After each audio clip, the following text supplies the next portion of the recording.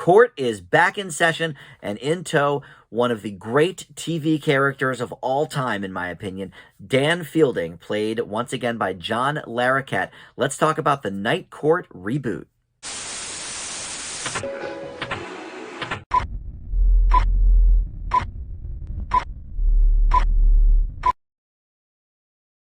Hey guys, Dan here. This is Dan Reviews It. Welcome to my review for episodes 1 and 2 of Night Court, the new NBC reboot, revival, whatever you want to call it. John Laroquette is part of the proceedings.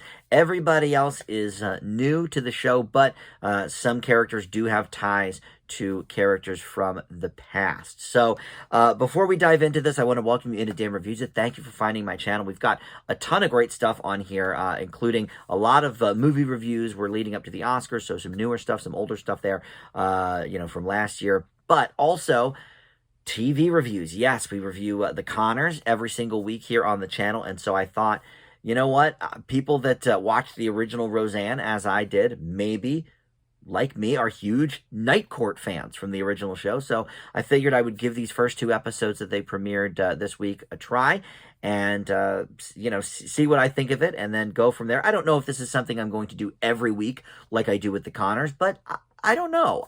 Maybe.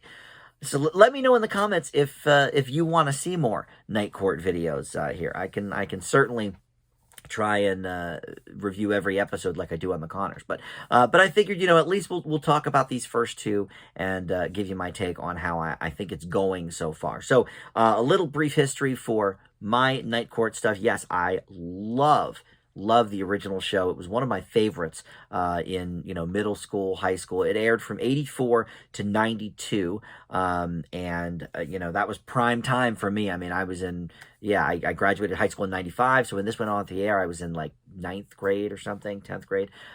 So this was comedically right in my wheelhouse. And then, of course, the years and years of syndication. It's not seen very much anymore. I ended up actually buying the manufacturer-on-demand DVDs for all the seasons because it may be available now on a streaming service, possibly HBO Max, because that's owned by Warner Brothers. But I don't even know. But I have all the DVDs because for a long time it was nowhere on cable or anything. And I went through this full series about 4 years ago or so, and I gotta tell you, it really still holds up.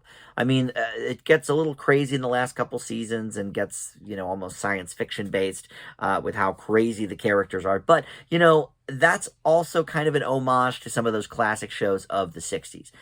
Gilligan's Island and Bewitched, and stuff where things were just sort of crazy and we all just accepted it, So I think that was sort of on purpose. But anyway, John Laroquette, fantastic as Dan Fielding. He won the Emmy at least 4 consecutive times before he took his name out of the running and then let some other people get in there on the mix. And, some of the people from Seinfeld and Cheers and Frasier got their chance to win supporting actor Emmys, I should say.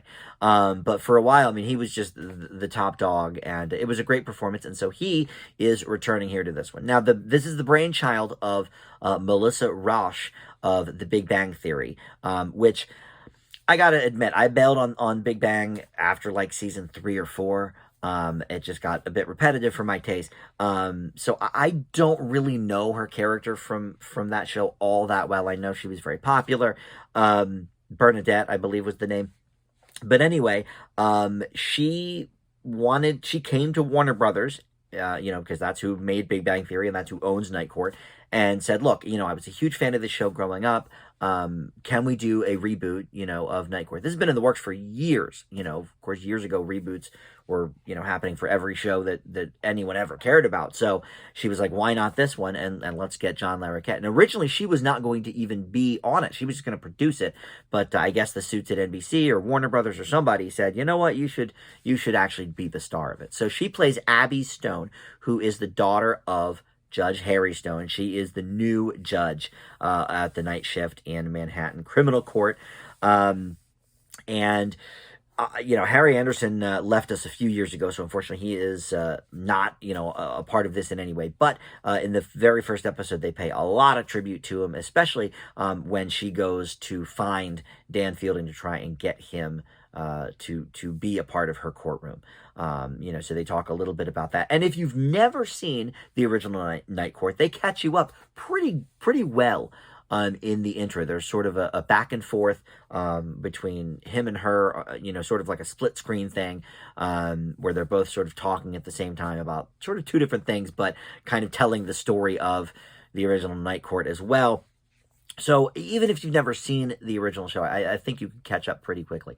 Other people involved in this, mostly I don't know them, to be honest, but you've got India de Beaufort as Olivia, who is the assistant DA, Kapil Tawakar as Abby's clerk named Neil, and then Laroquette as Donna, who is the bailiff in the courtroom. Again, I really don't know any of these people. Some of them I think could use a little bit of polishing up as the series goes on. But I think she is actually quite likable as the young Judge Stone. And that was sort of the theme of the original Night Court was Harry was the youngest judge that they'd ever had and blah, blah, blah. So, she's a pretty young gal herself. She's got to be, I don't know, she's probably a little younger than me. She's maybe late 30s or something like that. So, pretty young for a courtroom judge. So they're sort of playing off that angle again, like they did the first time. And like the first time, this is also a multi-camera show. And that's usually been the case for reboots of shows that were multi-cam to begin with. Will and Grace, Full House, Roseanne, which became The Connors. So, it makes sense to have this be a multi-cam show. And what that means is, either live in front of a studio audience or using, canned laughter. But it's not filmed like most shows are these days with a single camera, like you would on a film set. So this holds sort of that theme and that feeling of the original series. And like I said, NBC actually ran 2 episodes this week back to back before moving it into just, one episode a week starting next week. So we had the pilot episode, and then we also had the Nighthawks. And Pamela Fryman directed both of these episodes, and she directed almost all the episodes of How I Met Your Mother, but she has been at it for a long time in television and film, really. But I know her name most from Friends. She directed many episodes of Friends over some of the early years, but she also directed things like Caroline in the City and The Sybil Shepherd Show, King of Queens, Just Shoot Me. So she's been around the multicam way for a long time, decades.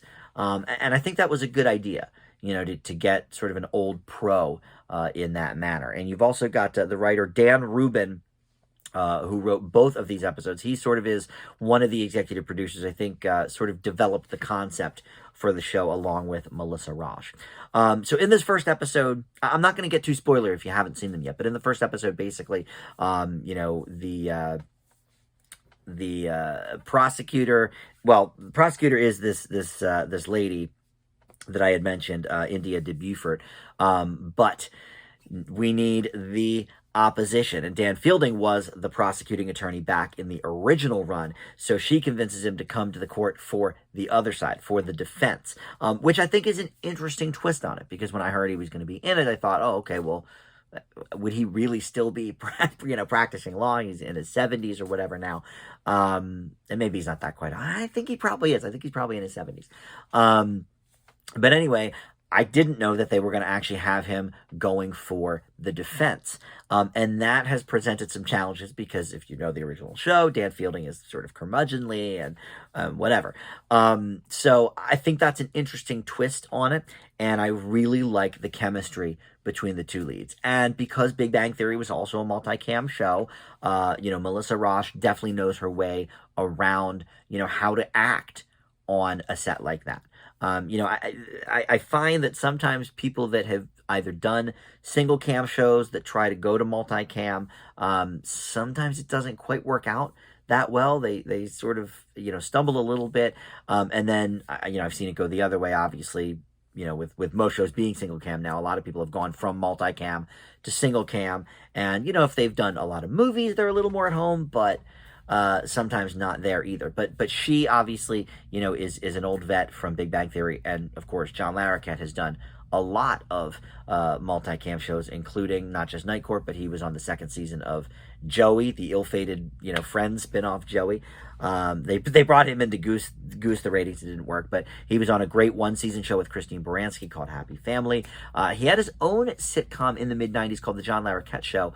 But I got to be honest, it was sort of dramatic because he was like a recovering alcoholic, and I don't remember. It's been 30 years since I've seen it. I don't remember if they actually had multicam on that, or if it was not, and more of just a single camera that we know today. But anyway, look, I am a big champion for multi-camera shows. However, there aren't many good ones that are on. There's not many on in general. I didn't really care for the Kenan Thompson show that much. It was okay. I actually really like The Neighborhood, even though it's like really silly, and but that sort of harkens back to a lot of old classic multicam shows. But usually they'll trot out, one or two every season on the big networks. Lopez versus Lopez is one now that, it's okay. And if you watch my videos often, especially my TV reviews, you probably, are going to think this is a broken record at this point. But I really would love for a multi-camera show to just work and be a huge hit. The last sort of bastions of that were those Chuck Lorre shows, Big Bang Theory, 2.5 Men, Mom, and stuff like that. And now, other than the Connors, The Neighborhood, the George Lopez show, I can't even think of too many that are left anymore. So I think it's good that we can try and do it again here with this, and it makes sense because it does have that old school feel. A lot of that original Night Court magic. Maybe not the chemistry with the cast per se, but I think a lot of the feel of that original is still there. So let's talk about some issues I have. I think that the supporting cast, sort of mentioned this already, I think needs a little time to gel a bit more, and I think they also need some sharper writing. I'm not super familiar with this guy that was writing it, Dan Rubin. I'm not 100% sure that this is how the show needs to be. There's like a bunch of sight gags at one point that I didn't think really landed. The side stories with some of the people that work there, there was maybe some potential there, but I didn't get a lot of laughs in what they were doing. I think the core of this show is Melissa Rauch and John Larroquette, them playing off each other, their characters sort of getting to know each other, sort of some friendly sparring there, because he doesn't want to kind of give in to how she wants to do things, much like the original. At the time, he was the long-standing prosecuting attorney, and Harry was the new kid on the block, and they clashed a bit, but again, friendly most of the time. But in any event, I was thinking back to that first season of the original, and I will say that other than John Larroquette and Harry Anderson, I'm not sure that there were a ton of laughs from the supporting characters. Maybe a little bit from Karen Austin, who only lasted that first season before she was replaced by Charles Robinson, who was the clerk the rest of the run, and he's passed away now as well. But really the core was the two of them, and so if they can stick to that here, it may not make for a super complete show. We do have to give the ancillary characters something a little more to do, but I understand they're introducing Faith Ford from Murphy Brown as Abby Stone's mother in an upcoming episode, either episode 3 or 4. So, if she becomes a recurring character, that could be something. She's obviously with Murphy Brown and Hope and Faith. She's obviously got, a lot of multi-camera cred as well, so that could be fun. But yeah, so far, I'm not sure how much I like sort of the side characters and the side stories. The second episode, I will say, did have sort of a fun running gag with the prosecuting attorney and the court stenographer. I kind of liked, that a little bit. But the way it ends, I'm not sure if we'll be seeing that court stenographer anymore. So that may have sort of have ended things there. I think it's hard to write for a multicam show these days because tastes have changed so much. I think the thing that makes The Neighborhood work is that it is so old school in its approach. I think the thing that makes The Conners work is that we've seen these characters grow up on a multi-camera sitcom, so we know how they behave and all of that. And it would be weird to see them without a laugh track, or a live studio audience in whatever case. Here. I don't know. I definitely see potential with this show. I would love for it to succeed. Because I'm such a fan of the original, and I will say I watched the preview for it, the trailer, and I don't usually watch previews for things. I think it gives away too much, especially in comedies. They tell like all the best jokes. None of the jokes in the preview made me laugh, so I was like, oh man, this is gonna be terrible. But it's not, it really isn't. I think there's some clever back and forth between the two leads. And I would really like to see this go the distance. I don't think it's there yet, as far as comedy pilots go. If this were a brand new show, I might even think less of it. But since I know the characters, or at least, the Dan Fielding character, and I know, Abby Stone's father as a character, it gave me a little bit more of like, okay, I'll give this a little bit of leeway. They're sort of, going to build up, from the people we know on out. And like any sitcom, I think the side characters are hard to write for at first because you don't want to make them too broad. You don't want to make them too one note. So I do think that's hard, but we'll see.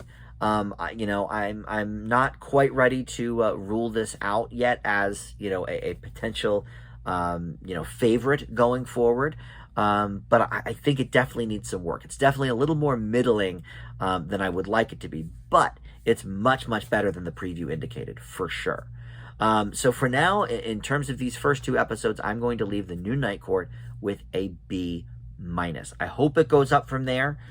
We will see. I think what I read was the Faith Ford episode is number 3.